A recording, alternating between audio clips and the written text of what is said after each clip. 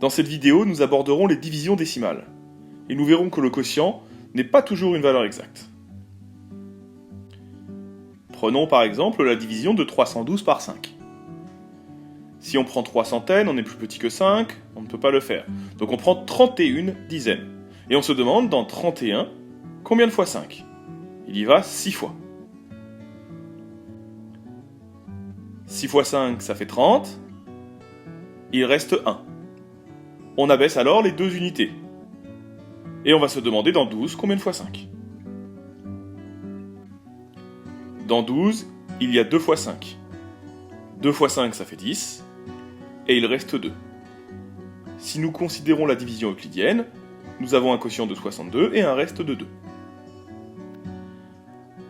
Mais nous pouvons aussi continuer. Tant que le reste n'est pas 0, on peut par exemple ici faire apparaître le chiffre des dixièmes. Donc dans 312, le chiffre des dixièmes c'est 0. On abaisse le 0. Et on va se demander dans 20 dixièmes combien de fois 5 ? Au quotient, on aura alors le chiffre des dixièmes. C'est pour ça qu'on fait apparaître la virgule. Dans 20, il y a 5 fois 4. 5 fois 4, ça fait 20. Et il reste 0. Ici, la division s'arrête. On dit qu'on a une valeur exacte du quotient. C'est 62,4.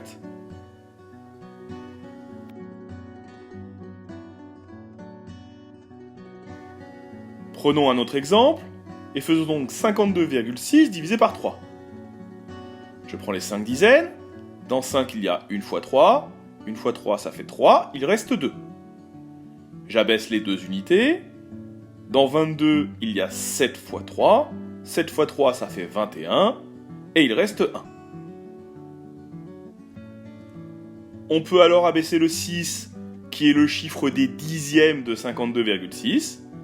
Donc au quotient, on place la virgule pour pouvoir mettre le chiffre des dixièmes. Dans 16, il y a 5 fois 3. 5 fois 3, ça fait 15. Et il reste 1.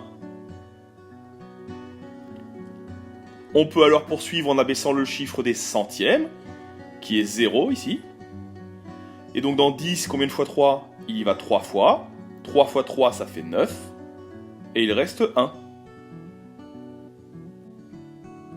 On s'aperçoit alors que si on abaisse le chiffre des millièmes, qui est ici 0, on se demandera dans 10 combien de fois 3 ?